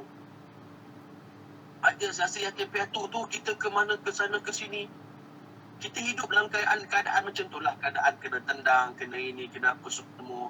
Pergi sini tak mau, pergi sini tak mau. Kan, saya cerita terus terang, masa saya kecil, kalau saya pergi surau masa tu, ada orang halau IDK masa tu, halau kita daripada surau ni. Sebab takut kita korek tabung surau. Masa tu, sallallahu alaihi wasallam. Tapi alhamdulillah lah, saya tak berdendam. Bahkan saya balik sekarang kuliah kat surau tu lagi. Cuma ADK tu dah mati lah pula, agak tak sempat jumpa. Tapi saya dah sempat balik kuliah kat situ pula. Tak ada dendam apa. Alhamdulillah. Itu belum lagi masalah anak Sayyidina Muhammad, macam mana masa kecil. Kita ni masa kecil tu hidup, ya Allah. Memang orang kata hidup tak ada arah lah. Mak ayah tak ada. Terutamanya saya lah, saya ada 3 beradik. Saya ada abang seorang, saya ada adik seorang. Adik lelaki. Dia 3 lelaki. Yang paling nakal saya lah. Yang paling nakal saya. Kan? Yang paling nakal saya. Semua saya lah selalu buat hal. Apa semua. Jadi ni kita ni, bila pergi beraya je, ada je. Maksudnya bila pergi beraya rumah pak saudara ke, rumah orang adik-beradik ke, rumah siapa-siapa lah. Yang maksudnya ada ikatan darah ni, pergi nak ziarah. Kita niat nak ziarah. Sampai-sampai nak ziarah je, baru sampai, belum duduk, baru nak duduk, tak sempat minum air lagi, nanti dia akan sebut, itulah kami pun duit dah tak ada ni, nak bagi kat orang pun. Kita rasa macam, adakah aku datang minta sedekah? Kan? Adakah kami datang nak meminta duit? Tapi itulah pengalaman-pengalaman yang kita dapat.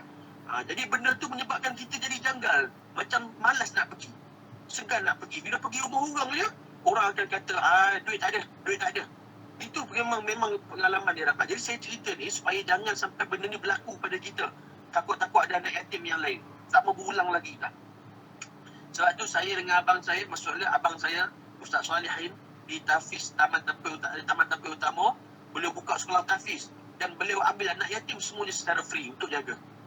Maksudnya nak bagi hafal Quran dan sebagainya. Itu tu niat kita, matlamat kita. Tak ada matlamat lain.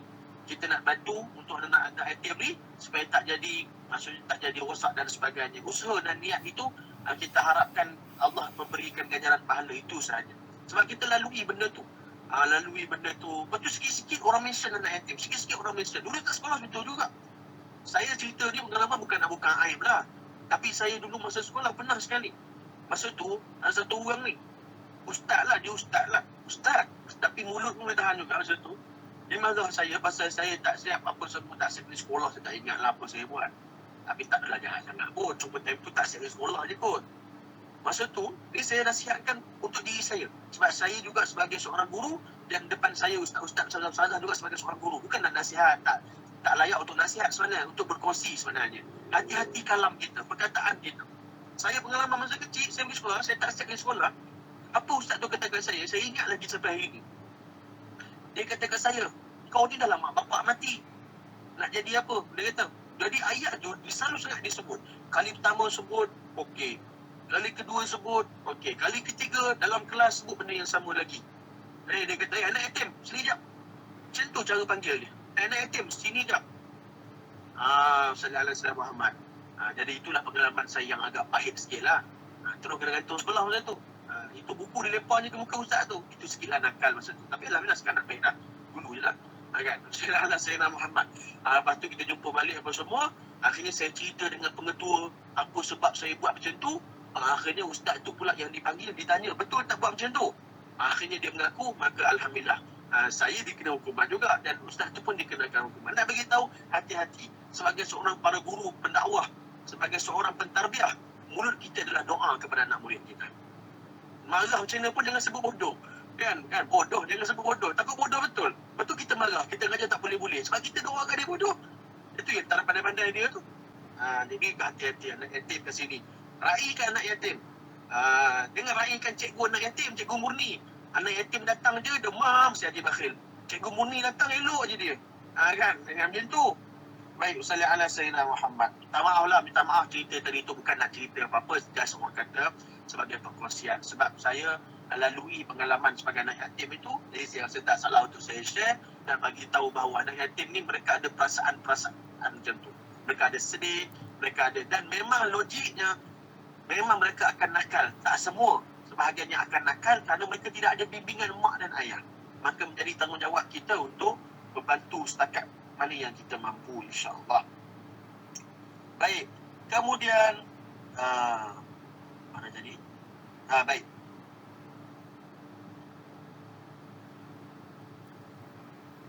Kemudian yang menyusukan, okey. Antara orang-orang yang menyusukan dia. Kenapa terus menyusul? Okey, baik.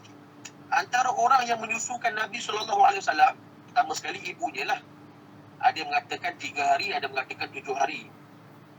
Kemudian selepas ibunya disusukan pula oleh Suwaibah, Sayyidatina Suwaibah Aslamiyah. Sebelum Halimatus Sa'diyah tu, Suwaibah nyusu dulu. Suwaibah menyusukan Nabi, namanya Suwaibah. Qabla qudum Halimah, sebelum datangnya Halimah. Kemudian barulah Halimah binti Abi Zuhair bin Abdullah bin Al-Harth ataupun kita kenal sebagai Halimatus Sa'diyah. Sa'diyah tu nama tempat, Bani Sa'ad lah. Bani Sa'ad. Baik, masalah ala Sayyidina Muhammad. Betul, kisah-kisah Halimatus Sa'diyah tu panjang lah. Tak perlu nak saya pun tak mau sebut yang semua kisah-kisah tu.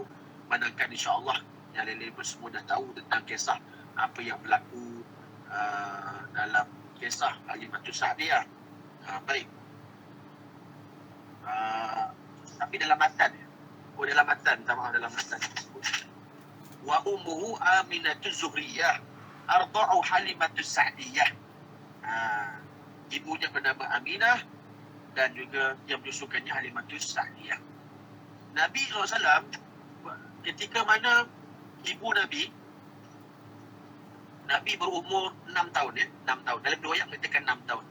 Ibu dia membawa Nabi untuk pergi ziarah makam ayahnya di Madinah. Kemudian selepas ziarah makam ayah Nabi di Madinah, maka Sayyidah Aminah bersama dengan Nabi SAW balik daripada Madinah, iaitu sampai di antara baina Makkah wa Madinah, dekat dah, maksudnya dah nak sampai Mekah tapi tak sampai lagi lah. Dah dekat dengan Mekah tapi tak sampai lagi. Nama tempat tu Abwa. Maka di situ ibu Nabi jatuh sakit. Lalu Aminah jatuh sakit, Allahumma salli ala Sayyidina Muhammad. Aminah jatuh sakit ketika itu dan Aminah meninggal di situ. Tapi kisah yang saya nak sebut bukan yang itu. Saya nak sebutkan kisah yang macam mana ketika mana Aminah hampir wafat, nazak. Aminah memanggil Nabi Muhammad, memanggil anaknya Rasulullah SAW. Masa Aminah memanggil Nabi Muhammad datang dekat dengan dia, maka dekat situ Sayyidatina Aminah menyebutkan satu syair. Syair tu ada dalam kitab-kitab, banyak dalam kitab-kitab sirah.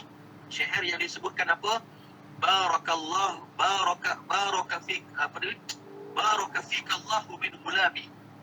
Semoga Allah memberkatimu wahai anakku.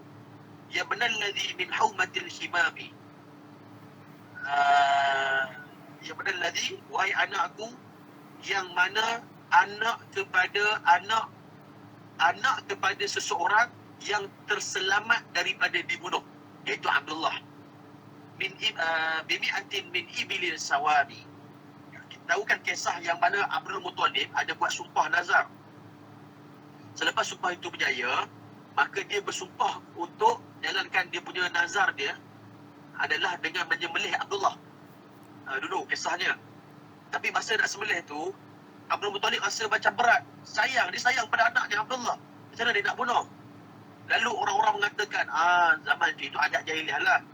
Boleh kau nak selamatkan, nak selamatkan Abdullah ni dengan cara kau cabut satu batang tu.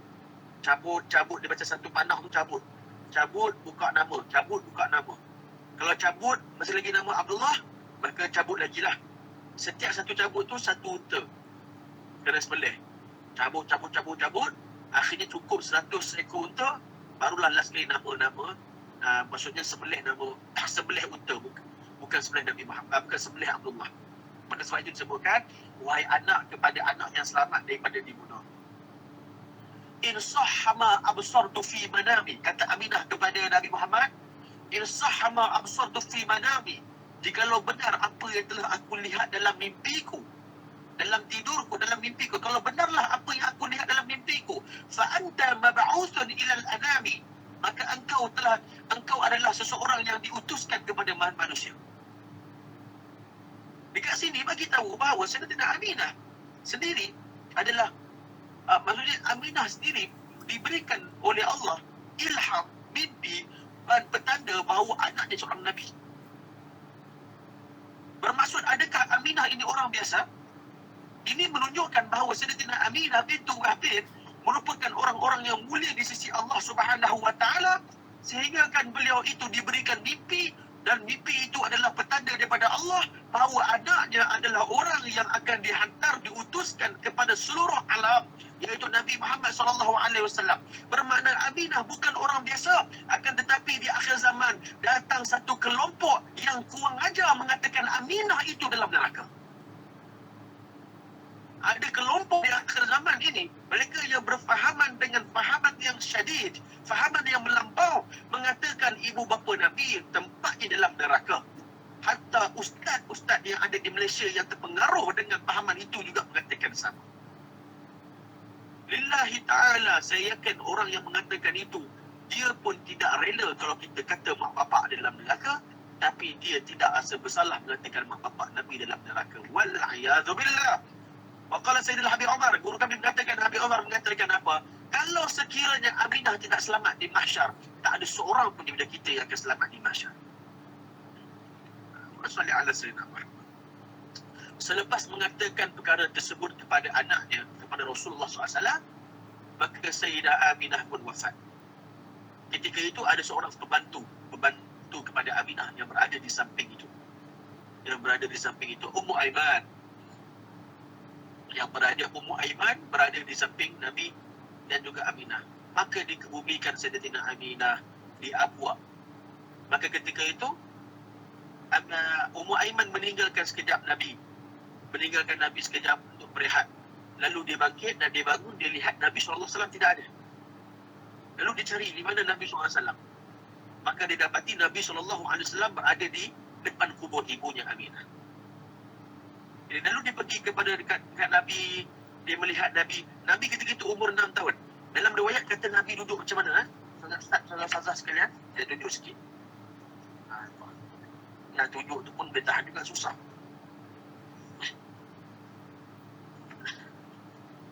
Macam ni. Nampak kaki saya ni? Angkat kaki. Maksudnya, kaki itu diangkat, lutut itu rapat ke dada. Rapat ke dada, kemudian Nabi peluk dia punya kaki ni. Faham saya Nabi peluk kakinya. Macam budak-budak. Budak-budak kalau dia menangis mengajuk macam mana? Kan dia buat gitu. Dia buat begini kan. Biasa budak-budak lah. Orang tua kalau buat gitu nampak bodoh lah. Ni budak-budak buat gitu. Dia peluk kakinya, rapatkan ke dada dan ditundukkan. Dan peluk situ. Maka Ummu Aiman tidak mengganggu Nabi ketika itu. Dalam riwayat Ummu Aiman tidak mengganggu Rasulullah. Lalu dia datang dekat dan dilihat sendiri keadaan Nabi itu. Maka dilihat Nabi, basahnya muka Nabi, pipi Nabi dan baju Nabi dengan air mata.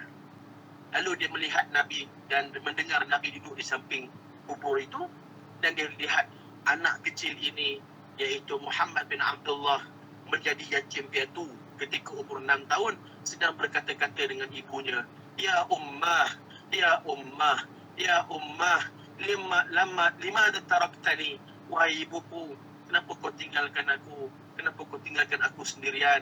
Aku dah tak ada siapa-siapa, mak. Ayah dah tak ada. Sekarang kau pula tinggalkan aku. Kepada siapa aku nak mengadu? Liman ashtaki? Kepada siapa aku nak mengadu masalah aku? Kepada siapa aku nak mengadu kalau aku dipukul? Kepada siapa aku nak mengadu kalau aku dimarah? Ya ummah, ya ummah. Maka ketika itu Ummu Aiman melihat Nabi dalam keadaan sangat lemah, semakin lemah. Dan akhirnya Nabi dalam keadaan lemah hampir pingsan. Kemudian Ummu Aiman mendukung dan berlari balik ke Mekah dan berjumpa dengan datuknya Abdul Muttalib. Nabi dalam keadaan panas, demam, sakit kerana rindukan kepada ibunya Sayyidatina Aminah bintu Wahb sallallahu alaihi wa ala alihi wasallam. Itu menunjukkan apa? Menunjukkan bahawa ujian yang dilalui oleh Nabi sallallahu alaihi wasallam nak menyampaikan Islam kepada kita. Perjalanan Rasulullah tidak semudah yang disangka, tidak sesenang yang disangka. Begitu juga perjuangan orang-orang terdahulu sebelum kita. Perjuangan orang-orang terdahulu sebelum kita yang ada anak-anak yang menjadi yatim, ada isteri-isteri yang menjadi balu, ada yang hilang suami, ada yang hilang anak-anak, ada yang hilang mak ayah, ada yang hilang seluruh keluarga demi untuk menyampaikan Islam kepada kita. Demi untuk menyampaikan Islam kepada kita, ada yang kehilangan segala-galanya. Itulah orang-orang terdahulu. Seperti mana kisah ketika mana Khadijah isteri Nabi Khadijah seorang wanita hartawan, bangsawan, seorang orang hebat dalam Makkah. Dikatakan, ibu-ibu bayangkan, ustaz bayangkan, Khadijah punya kaya 2/3 harta yang ada di Makkah milik Khadijah. 2/3 harta yang ada di Makkah milik Khadijah. Maksudnya bukan calon-calon orang kaya. Tapi masa Khadijah wafat, kafan nak beli tak ada. Maksudnya tak ada kain kafan untuk menutup wajah, untuk menutup badan, untuk membungkusnya. Kerana susahnya Islam ketika itu. Di pemulauan Lembah Abi Talib, orang Islam di pulau, orang Islam di boikot, sehingga kan tidak ada urusan.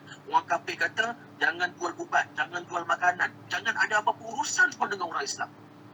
Lalu orang Islam macam itu susah. Nak beli makan tak boleh. Nabi balik ke rumah. Nabi sampai di rumah, Nabi nak masuk pintu rumah, Nabi buka, Nabi bagi salam, Nabi masuk dalam rumah. Maka Khadijah ketika itu tengah uzur, tengah sakit. Bukan uzur ni maksudnya sakit lah, tengah tak larat.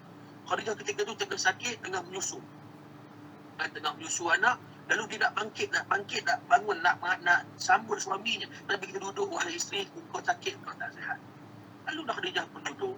Lalu Nabi pun datang dekat. Khadijah sedang menyusukan anak mereka yang terakhir, iaitu putri baginda Sayyidatuna Fatimatuz Zahra Al-Batul Ridwanullah alaiha tabaraka wa ta'ala. Maka Nabi melihat keadaan Khadijah ketika itu. Khadijah sedang menyusu anak. Wallahi, bukan susu yang keluar daripada badan Khadijah, walakin kharajat dam min thadiha, akan tetapi yang keluar adalah darah daripada badan Khadijah. Kerana keadaan Khadijah yang sakit, maka Nabi keluar dari Khadijah, ambil Fatimah, Nabi letak di tepi, dan Nabi baring di paha Khadijah radhiyallahu anha. Sayyidatina Khadijah ketika itu mengusap kepala suaminya, ra'suhu syarif sallallahu alaihi wasallam, mengusap kepala suami dalam keadaan sedih, memikirkan hal suaminya. Apa yang dilakukan oleh suami aku? Maka Nabi Khadijah mengatakan, ya Rasulullah, kenapa mereka memperlakukan kau seperti ini? Engkau tidak mengambil harta orang, kau tidak mencuri harta siapa-siapa, kau tidak bunuh orang, kau tak bernaya dekat orang pun. Kau hanya menyampaikan kalimah Allah, kata sampaikan tentang Islam. Maksudnya ajak orang sembah Allah. Kenapa mereka buat begini kepada kau? Lalu Nabi SAW memandang Khadijah. Nabi mengatakan, wahai isteriku Khadijah, adakah kau menyesal bersuamikan? Satu soalan yang dahsyat, satu pertanyaan yang dahsyat, satu pertanyaan yang buatkan air mata Khadijah radhiyallahu anha ketika itu kering kerana tergamam dengan soalan, adakah kau menyesal bersuamikan aku, wahai Khadijah? Kau menyesal ke dapat kahwin dengan aku? Sebelum ni kau kaya, duit banyak, tapi lepas kau kahwin dengan aku, kau susah, kau kena hadap ujian-ujian ini. Kau menyesal ke Khadijah? Maka kata Khadijah radhiyallahu anha, kata-kata yang wajib diingati, kata-kata yang wajib kita ambil sebagai satu pengajaran untuk kita. Khadijah mengatakan, ya suamiku, ya Rasulullah, bukan itu yang aku memikirkan. Sesungguhnya aku tidak memikirkan akan keadaan bagaimana aku punya kehidupan selepas kahwin dengan kau, kerana semuanya indah belaka. Tetapi yang aku fikirkan sekarang ini adalah, sekarang aku masih hidup ya Rasulullah. Jadi aku boleh bantu perjuanganmu. Aku boleh bantu perjuangan kau dalam kau nak menyebarkan Islam, kau nak menyebarkan kalimah tauhid. Aku boleh bantu dan menjadi tulang belakang kau. Tapi yang aku fikirkan sekarang, sekiranya aku mati ya Rasulullah, bagaimana aku nak bantu perjuangan kau? Macam mana aku nak tolongkan kau? Aku nak tolong kau untuk sebarkan tentang Islam, untuk bantu kau dalam menyebarkan kalimah Allah. Bagaimana aku nak bantu kau ya Rasulullah? Ya Rasulullah, sekiranya aku mati, kata Khadijah radhiyallahu anha, maka kau nak menyeberangi sungai dan kau tiada alat, tiada harta, tiada duit untuk menyeberangi sungai, menyampaikan kalimah Allah, menyampaikan kalimah la ilaha illallah. galilah kuburku ya Rasulullah, ambillah tulang-tulangku dan juallah sekiranya mampu untuk bantu perjuanganmu ya Rasulullah. Itu ungkapan Khadijah kepada Nabi SAW, menyebabkan Nabi rasa terharu dan akan kalam Khadijah tersebut, dan Nabi sangat menghargai kalam Khadijah dan menghargai isterinya. Lalu Nabi pun memeluk Khadijah radhiyallahu anha. Kedua-duanya mengalirkan air mata yang mana dua pasangan, dua makhluk Allah, dua manusia insan hebat ini yang bergegar arasy Allah disebabkan tangisan dua manusia yang mulia ini. Maka itulah perjuangan orang-orang terdahulu dalam nak menyampaikan kalimah Islam kepada kita. Inilah perjuangan Nabi Muhammad. Tidak sesenang yang disangka, tidak semudah yang disangka. Dan disebabkan perjuangan itulah hari ini kita dapat Islam dengan mudah. Tapi alangkah sedihnya hati Nabi Muhammad melihat hari ini ada anak-anak gadis kita yang tak tutup aurat, ada anak-anak lelaki kita yang tak sembahyang, ada anak-anak gadis kita yang menayangkan wajah dan aurat mereka di Facebook, ada yang tidak ikut syariat Allah Subhanahu Wa Taala, ada anak-anak yang tidak kenal Nabi Muhammad. Anak-anak yang tidak kenal Nabi Muhammad, wallahi ibu bapa mereka akan ditanya di depan Rasulullah SAW. Apa kita nak jawab depan Nabi Muhammad bila Nabi Muhammad bertanya, kenapa kau tak kenalkan aku kepada anak-anak kau? Kenapa kau tak ceritakan pasal aku kepada anak-anak kau? Hari ini anak-anak kita banyak yang lebih mengenali artis, lebih mengenali orang-orang hiburan berbanding Rasulullah SAW. Macam mana kita nak menghadap Nabi Muhammad? Dosa kita banyak, kalam kita, perkataan kita, pandangan mata kita, segala apa yang kita lakukan dengan anggota kita, dengan untuk menghadap Rasulullah itu bukan satu perkara yang mudah. Kaki siapa yang tidak lembik? Kaki siapa yang mampu berdiri teguh di depan Nabi Muhammad? Sebab itu ditanyakan kepada Ali Jum'ah, hafizahullah ta'ala, mantan mufti Mesir. Ditanyakan kepadanya, sekiranya kau mendapat peluang untuk melihat Nabi, ataupun mendapat peluang untuk berjumpa dengan Nabi, atau mendapat peluang untuk hidup zaman Nabi, wahai Dr. Ali Jum'ah, wahai Syekh, apa yang akan kau lakukan? Kata Dr. Ali Jum'ah, aku akan bersembunyi di belakang pokok-pokok kurma. Orang bertanya, kenapa kau tidak pergi menghadap jumpa Nabi? Kenapa kau sembunyi di belakang pokok-pokok kurma? Kerana aku malu disebabkan dosa-dosaku terhadap Rasulullah sallallahu alaihi wa ala alihi wa sahbihi wa baraka wasallam. Nabi sallallahu alaihi wasallam hidupnya susah dalam keadaan nak menyampaikan Islam pada kita, maka sebab itulah kita wajib untuk menzahirkan rasa syukur kita kepada Rasulullah sallallahu alaihi wa ala alihi wa sahbihi wa baraka wasallam. Dan itulah kisah sedikit berkenaan dengan Nabi, dan juga Nabi sallallahu alaihi wasallam ini lahirnya di Mauliduhu di Makkah, lahirnya di Makkah Mukarramah, di Makkah Al-Aminah. Disebut kat sini di Makkah Al-Aminah. Aminah di sini maksudnya aman, ya? Aman. Di Makkah yang aman. Wafatuhu bi Thaybatal Madinah, dan Nabi wafat di Madinah, Tayyibah. Sebab itu Madinah ini disebut juga sebagai Tayyibah. Wa atamma qabla al-wahyi 40, setelah baginda berumur 40 tahun, sempurna 40 tahun, datanglah wahyu kepadanya. Maksudnya baru diutus kepada Nabi ketika umur 40 tahun. Jadi semua kita dah tahu dah, tak bersyarah panjanglah. Wafatuhu wa umruhu qad jawaza 60, dan umur Nabi melebihi 60 tahun ketika wafat. Ada khilaf lah, ada yang 63, ada yang 65, begitu. Tapi lebih 60 tahun, melebihi 60 tahun. Baik. Yajibu ala kulli mukallaf, wajib ke atas setiap mukallaf untuk beriktikad bahawa Nabi SAW itu lahir di Mekah, dan juga Nabi SAW wafat di Madinah dan dikebumikan di Madinah. Itu wajib kita pegang. Maksudnya tak boleh kita kata Nabi wafat di tempat lain ke apa, tak.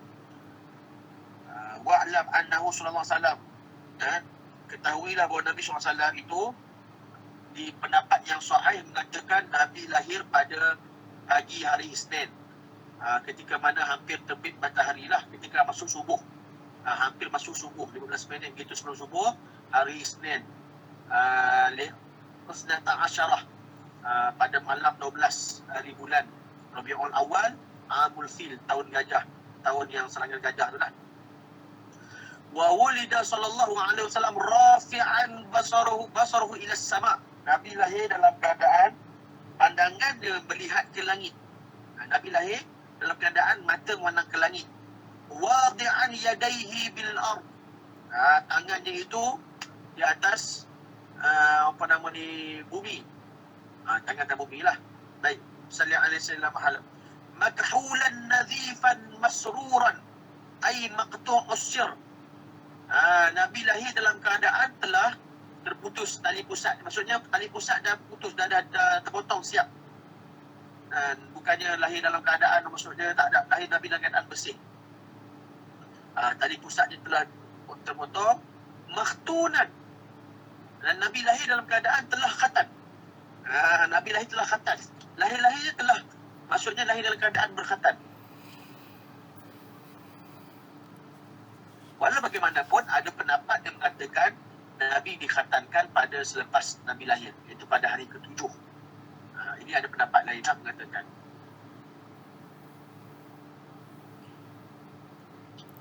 Ada yang mengatakan Nabi dikhatankan oleh malaikat Jibril ketika mana malaikat Jibril membelah dada Rasulullah semasa peristiwa di rumah Halimah Sa'diyah. Ala kulli hal, itu semua adalah khilaf antara ulama. Yang penting khatam dia itu je, tak kisahlah khatam bila pun. Yang penting ianya adalah khatam. Baik. Ada yang mengatakan bahawa Nabi lahir dalam keadaan jarinya menunjukkan ke langit macam ni. Nabi menunjukkan ke langit ke sini. Macam itulah, maksudnya mensyariatkan kalimah tauhid. Itu juga pendapat daripada ulama-ulama berkenaan dengan peristiwa lahirnya Rasulullah. Okey, tanbih kat sini maksudnya peringatan. Dalam kitab syarahan disebut apa?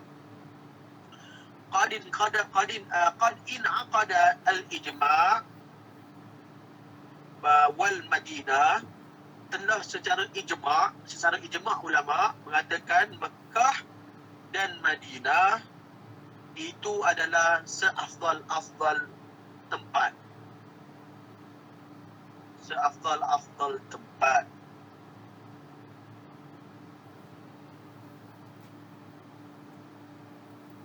Okey, baik.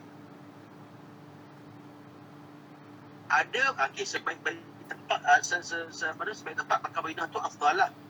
Tetapi kawasan tempat tanah yang paling mulia iaitu maqam Nabi SAW.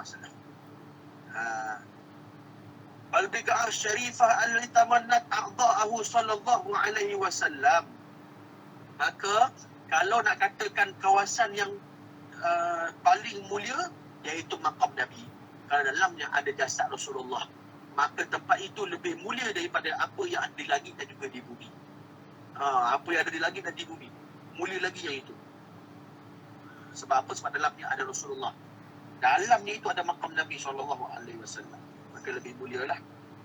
Lebih mulia di situ. Baik, wallahu a'lamu bishawab. Yang seterusnya ni bab anak-anak dia, insya-Allah kita akan baca pada minggu seterusnya dan khatam pada minggu seterusnya, insya-Allah. Jadi tinggal satu sesi lagi. Kemudian kita habiskan terus minggu hadapan untuk khatamkan, insya-Allah. Mudah-mudahan umur panjang, sihat walafiat, Allah beri rezeki, insya-Allah dapat kita baca sampai habis. Pada sedikit masa kalau Allah nak dibentangkan ataupun dibincangkan, boleh kita bincang sama-sama.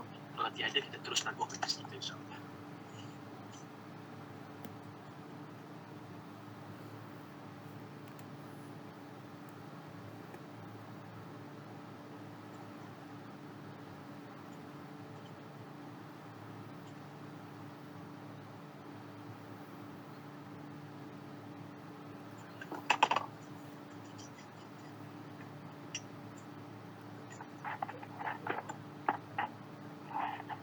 Assalamualaikum Ustaz. Waalaikumsalam. Apakah kitab-kitab sirah yang paling utama lah untuk kita buat rujukan? Baik, terima kasih kepada Ustaz yang bertanya berkenaan dengan kitab-kitab sirah yang paling utama untuk buat rujukan. Baik, kitab-kitab sirah yang boleh kita ambil sebagai rujukan Sebenarnya banyak dalam kitab-kitab sirah ni. Boleh juga rujuk dalam kitab, antara kitab yang orang kata yang bukanlah sempurna, tapi orang kata sangat banyak dalamnya pengajaran-pengajaran yang boleh kita ambil ataupun info-info berkenaan dengan sirah. Antaranya lah kitab Rahiqul Makhtum. Kitab Rahiqul Makhtum. Ini salah satu kitabnya. Al-Syekh Malibari yang buat kitab tersebut. Kitab Rahiqul Makhtum. Yang keduanya kitab Bahjatul Mahafil.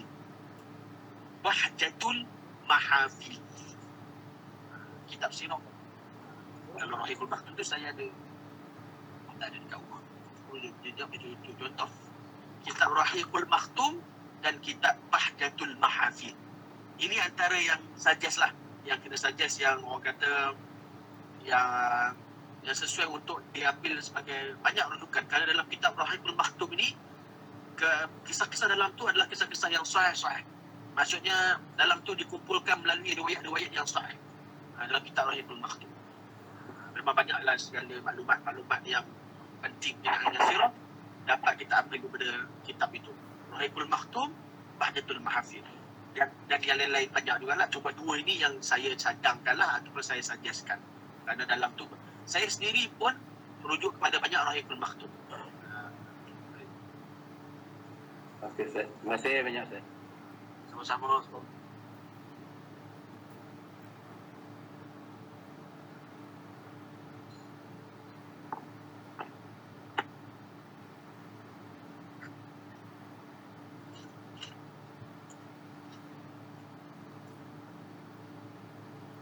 Baik. Kalau tiada, insya-Allah cuba saya tambah sikit lah.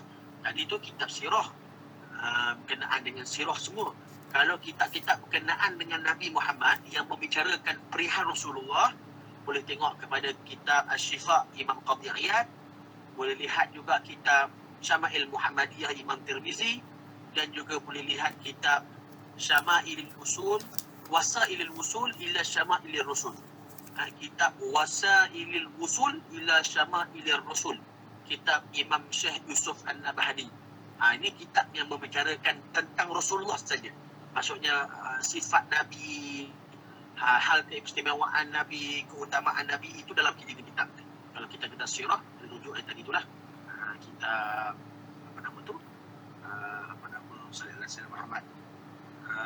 Kita Bahjatul Mahafil atau minta maaf, Rahiqul Makhtum. Satu lagi kepada ustaz tadi yang bertanya sebelum saya lupa. Kitab Fiqhus Sirah Dr. Sa'id Ramadan Al-Buti. Itu salah satu kitab terbaik untuk buat rujukan dalam ilmu sirah. Sebelum saya lupa. Kitab Fiqhus Sirah Dr. Sa'id Ramadan Al-Buti. Itu boleh cari. Itu memang ada banyak. Itu antara kitab yang sangat detail berkenaan dengan sirah Nabi Muhammad. Masya Allah, Dr. Sa'id Ramadan Al-Buti, Syahid, siapa tak kenal almarhum, belum digelar sebagai Imam Ghazali. Imam Ghazali Saghir, orang yang hebat dalam ilmu tasawuf. Jadi beliau telah melakukan satu kitab Fiqhus Sirah dalamnya membicarakan perihal sirah Nabi Muhammad SAW. Jadi setakat itu sahajalah perkongsian saya pada hari ini. Saya mohon ampun dan maaf sekiranya saya ada terkasar bahasa, tersalah bicara, terkurang adab, terkurang sopan, tersalah dalam menyampaikan apa-apa info dan ilmu. Mohon maaf sangat-sangat daripada saya, yang baik daripada Allah, yang lemah juga hakikatnya daripada Allah dengan sebab kelemahan diri saya sendiri. Terima kasih banyak khusus kepada pihak PPID Kulai, Fadil Ustaz Zul, Ustazah Mahani dan juga yang lain-lain Ustaz dan Ustazah sekalian. Mudah-mudahan dirahmati Allah. Wabillahi taufiq. Wassalamualaikum warahmatullahi wabarakatuh. Wal afwa minkum wallahu a'lam bissawab. Waalaikumsalam warahmatullahi wabarakatuh.